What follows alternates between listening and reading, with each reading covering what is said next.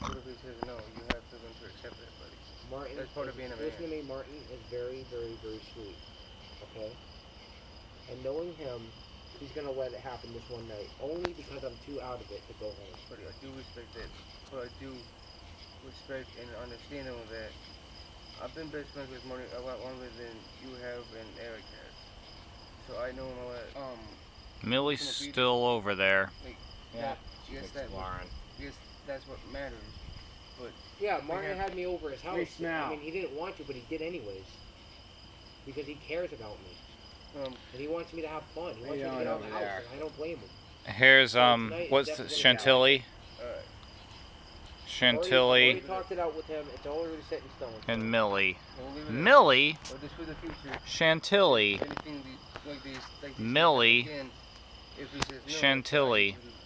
you know, respect that from him. He's exploring. I will. Not because Yeah, I can see that. Just because, you know, he has his own life too. If he was here. Yeah, I can see that, yeah. Yeah, We have to find ways to Eric, be what are you? productive. No. I can see that. Yeah.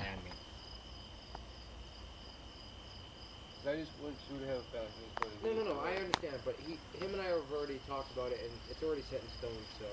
All right, Millie, just don't go over there. Millie, She's fine right now. I mean, I'm just saying she can't go over there. Millie, don't go too far, sweetheart. I'm just exploring. Look at. At least she came to her master. Come here, Millie. Ah. Come here, girl. Oh, Chantilly. Hey, Millie, Chantilly. stay. Oh, Millie, there you are. It's okay. Oh, but the big girl's coming.